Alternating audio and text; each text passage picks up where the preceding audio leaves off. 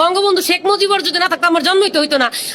আমার স্বামীর চেয়ে আমি বঙ্গবন্ধুর বেশি ভালোবাসি। পৃথিবীতে যে কোনো নেতাই আসুক, বঙ্গবন্ধুর মতো করে কেউ বাংলাদেশকে এভাবে ধারণ করবে না, এটা আমার বিশ্বাস, আমার মনে হয়।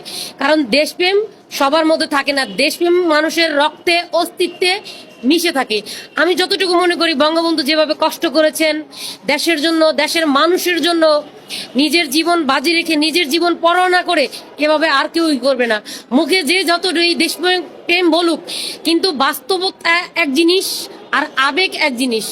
বাস্তব একটা কষ্ট করা আর ওই মানুষকে স্বপ্ন দেখা বা লোক দেখানো ভালোবাসা, সেটা ওই রকম ভাবে মানে বাস্তবতার সাথে কখনোই মিলবে না আমি মনে করি। এর জন্য আমি বঙ্গবন্ধুর ছবিটা যেখানে দেখি সেখানেই এক পা হলো থমকে দাঁড়াই, মানে 1 মিনিট হলো নীরবতা পালন করি। আমি একজন ব্যক্তিত্ব সম্পূর্ণ মানুষ মনে করি বঙ্গবন্ধু শেখ মুজিবুর রহমানকে। কারণ ইতিহাসে আর আগামীতে আমার মনে হয় না যে এমন দেশপ্রেমিক আর একজন হবে। দেশপ্রেমিক অনেক আসবে যাবে, অনেক আসবে, কিন্তু বঙ্গবন্ধুর মতো হবে না।